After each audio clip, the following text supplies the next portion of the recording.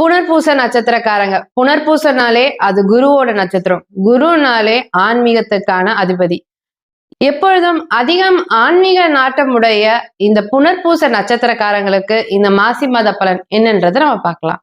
நட்சத்திரக்காரங்களுக்கு இந்த மாசி மாதம் எப்படி இருக்குன்னு தான் பார்ப்போம். ஏன்னா அந்த மாசி மாதத்தில் பார்த்தீங்கன்னா கடந்த காலங்களில் நிறைய பேர் இந்த வேலைக்காக எடுத்த முயற்சியில் பார்த்தீங்கன்னா நிறைய விரயம் தான் ஆயிருக்கும். வேலைக்காக ட்ரை பண்ணி நிறைய பேர் வேலை வெளிநாட்டு வேலையாக இருந்தாலும் சரி லோக்கலில் வேலை செய்யறதுக்கு எடுத்த முயற்சியில் பார்த்தீங்கன்னா நிறைய பேர் வேலை இழப்பு இல்லை வேலையில் பிரச்சனை இந்த மாதிரி சந்திச்சவங்களுக்கு பார்த்தீங்கன்னா இந்த மாத கடைசியிலிருந்து புதிய வேலை வாய்ப்புகள் இந்த காலகட்டத்தில் கிடைக்கும் சொல்லலாம். அதே போல் பொருளாதாரம் சார்ந்த விஷயத்தில் எடுத்த முயற்சிகள் இப்போது கண்டிப்பாக பொருளாதாரம் என்பது நிறைய கிடைக்கும்.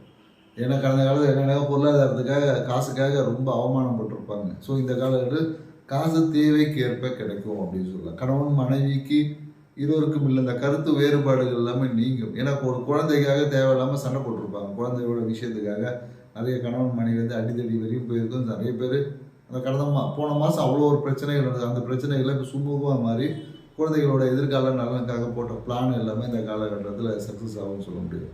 மேலும் இந்த காலங்களில் என்னக்கா ஏதாவது ஒரு அரசியல்வாதிகளின் தொடர்பு கிடைக்கும், இல்லை அரசியல் இருக்கக்கூடிய நண்பர்களோட தொடர்பு மூலயமாக இந்த காலகட்டத்தில் தேவையான உதவிகள் கிடைக்கும். நிறைய பேர் இந்த காலத்தில் சிவாலயங்களுக்கு போய் வழிபடுவது, இல்லை பெருமாள் கோவில் போடுவது, ஆன்மீகம் என்பது இந்த காலகட்டத்தில் கண்டிப்பாக சிறப்பாக நீங்கள் ஆன்மீகம் பயணம் போகக்கூடிய பாத்தில் பார்த்தீங்கன்னா அந்த இடத்துல ஒரு பிரபலமான ஒரு அரசியல்வாதி இல்லை சினிமா நடிகையை சந்திக்கிறதுக்கான வாய்ப்புகள் இருக்குது.